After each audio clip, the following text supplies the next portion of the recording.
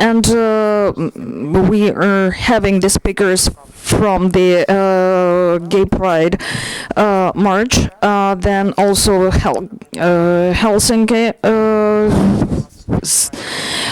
association in Ukraine, and we are also waiting for Mr. Nayem, the head, the member of parliament, and Ms. Rebecca Harm is from the European Parliament is here. And if you are having any questions, you will have a chance to talk to them. Mr.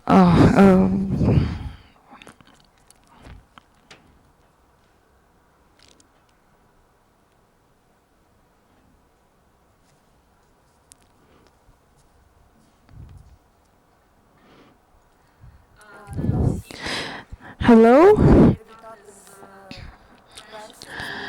I would like to greet you with the first in the history of Ukraine, the first one, the March of Equality. It was peaceful and wide-scale, and let me say thank you to all of who supported us and cooperated with us and made this march possible. I would also like to thank the National Police, the Kyiv City Administration, and representatives of the diplomatic missions, our colleagues from international organizations and human rights protection organization here, and all those who supported us during preparation and holding this equality march. Thank you to all the participants, those who personally supported us. As to the numbers and details, we're now counting the number of participants. However, approximately 2,000 people were participating, and it's a great step forward for us. As you remember, last years we had 300 and 800 participants at all.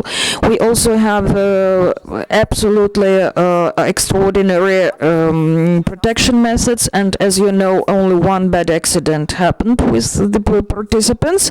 It was after the march happened. The guy was bitten, and our attorneys are with him. They're in the hospitals now, and we are doing our best to assist him. I don't think I'm going to take too much of your time, and I'm pleased to give floor to my colleagues. Dmytro. So, hello, I'm Dmytro Mazurok, and I represent Ukrainian Helsinki group. Together with my attorney colleagues, we were supporting the march. We are giving legal support, and we are happy that everything happened the way it was. We were expecting much worse consequences, and we appreciate how our police organized everything. They were very tolerant, they were very professional, very well organized. The only uncomfortable moment was when all the activists were taking their buses. Our well-known Berkut regiment was walking past these buses. They were insulting the participants. We were very much surprised why it happened after the examination and reattestation of the police officers. However, you know, this police regiment behaved inadequately. On the other hand, we would like to mention volunteers. They were fantastic. They did a great job. They were helping to navigate the march. They were helping in the conduction. On one hand, they were not seen. On the other hand, they were exactly in the place where the assistance was needed.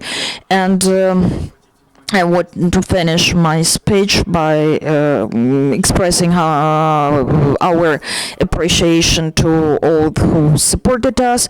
To the police especially, we didn't expect the police to be so responsible and to protect us to that extent, and that gives us helps us to believe that all the human rights protection actions could be organized in the way it was. Very much. First of all, and I think I speak on behalf of my two colleagues from the European Parliament, Rebecca Harms and Ana Gomez, who are sitting over there, I would like to congratulate the organizers, first of all, with organizing a fantastic event, and I think the excellent weather contributed to the feeling of celebration. I would also like to congratulate the town authorities who have put their full weight behind this, the way it's supposed to be in a mature democracy. I think that was fantastic. And I would also like to, like you, congratulate and thank the police for doing a very professional job. I think the way they handled it was really very, very balanced and very pleasant. And again, I think I would also speak on behalf of my colleagues if I say that we're very pleased and grateful to have been part of this event. And I think what I will take home, what I think is the best outcome of today, is not only the fact that today was a celebration of diversity and fundamental rights, but also that there is a very positive image of Kyiv. I mean, this is the way that a city is supposed to present itself to the outside world. This is, you know, the way that you want people to see you. A city which is open, which is welcoming, which is embracing diversity, which is embracing democracy and fundamental rights, and where people are welcome. I think today was a very good day for fundamental rights, but it was also a very good day for Kyiv. So thank you for having us here today. It was a great honor. Дякую, Софії. Дякую, колеги. Зараз є можливість поставити питання або ж уточнення. Thank you, colleagues. Now, if you have questions, if you would like to clarify something, you are welcome to ask. So while you are thinking, I have a question, probably to Dmytro or to Ruslana, about your future plans. As far as I know, this march was a success. Are you going to do something like that, probably in the regions? What are your future plans, just shortly? So I would like to answer by the joke. Probably we should start with the party next year, but Ruslana will give serious answer. So, you know, we are having the conference and we will have some rest, and tomorrow we will plan the future Pride March.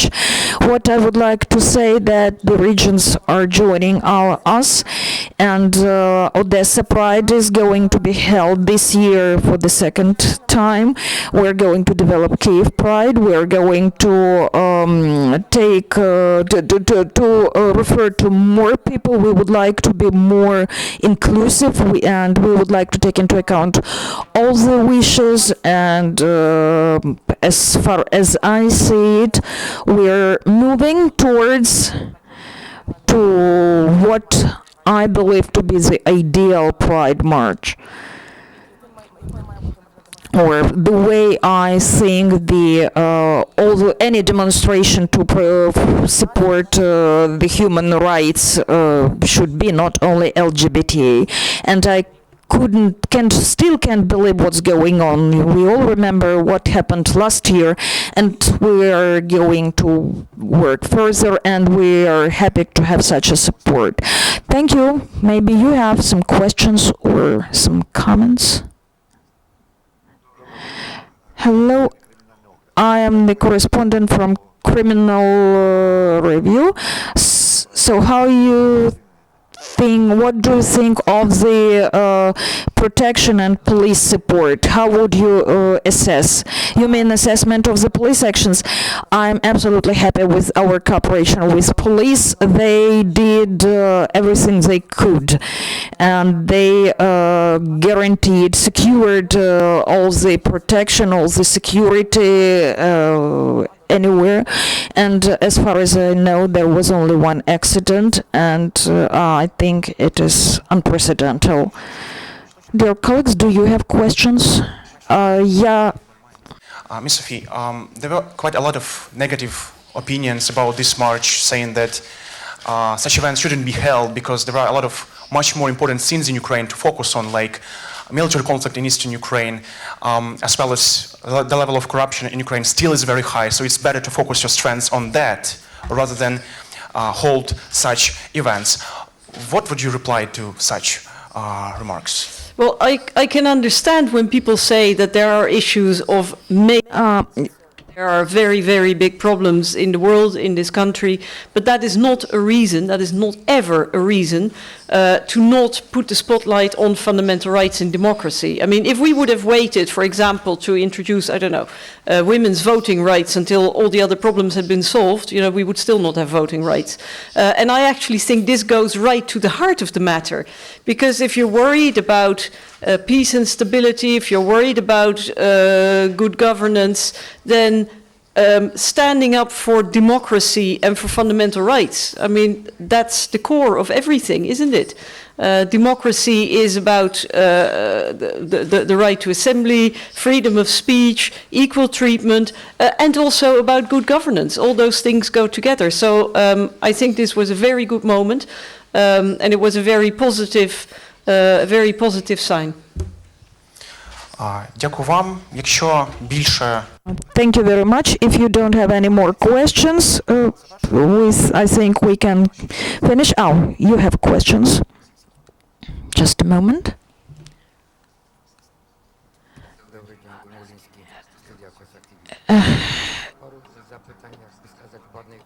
Dla уточнения. От тут пан адвокат сказав, що даже The studio and Mr. Attorney mentioned that since Friday everyone knew that police is going to protect people and that 4,000 policemen are going to protect the participants, and now you are telling that everything was unexpectedly good. And my second question, what about this about information campaign? Why what was such a campaign? If not for such an information campaign, you might have had the event in a very relaxed way. I think we will divide this question in two. First of all, as to the number of the policemen participating, the number of policemen and their joint actions were very much discussed during different meetings, and we didn't know how many people are going to do that. It was quite a secret information. We didn't know how many policemen were going to participate. We didn't know, and we were very much pleased, I would say, to have that many people participating. If we are talking about the opportunity, the chance to walk without anything, we are basing on our previous experience, and our previous experience shows that our society is not yet ready for different forms of different opinions. Why I participated? So let's face it, the public servant shall not care about sexual preferences of the citizens, and if a public servant cannot protect a citizen and cannot protect the diversity, how we can support, how can we discuss the issue of the corruption and other pending issues? It wouldn't be safe enough to discuss corruption. For me personally, this march was important, especially important because I think that the civil society should feel safe when discussing those events. And as to the second question, as to the security of the public events and public events of the LGBT protection rights. So probably you don't know the context, but as far as I remember, there was no event organized by LGBT community which was safe. People could not safely walk and demonstrate, manifestate their own. For us, those events are not secure.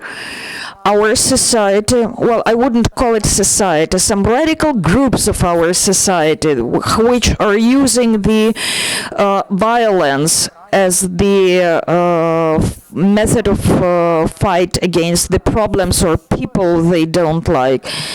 Such groups are still free to act without being punished for that, because Ukraine doesn't have the current legislation against violence. How people were punished, how people who participated in violences against LGBT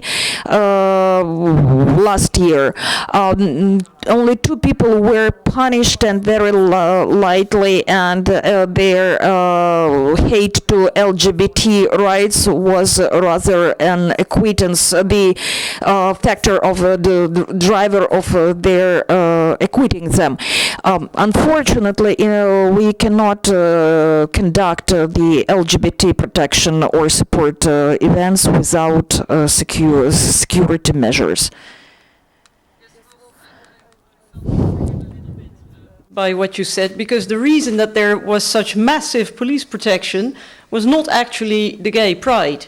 It was hooligans threatening the gay pride. So, if the police presence was necessary, it was for that reason. And quite honestly, the threats by the hooligans remind me very much of the images that we see in France now around the with the football hooligans and everything. But I think you're absolutely right, because the real test is not just today. The real test is also when all the visitors to the Pride are gone. How will the police deal with complaints of homophobia and violence against LGBT people? And I think that is very important. But again, I repeat that I was, as a Dutch person, I was impressed by the attitude of the police today, because I felt they were there, everybody felt safe. But they were not, let's say, aggressively or how shall I put it? The presence was pleasant. It was what was necessary, no more, no less, and that's the way it's supposed to be. And I would also hope that in the course of the year, when people are not in the Pride but individually attacked, that they will give the same support. Дякую вам.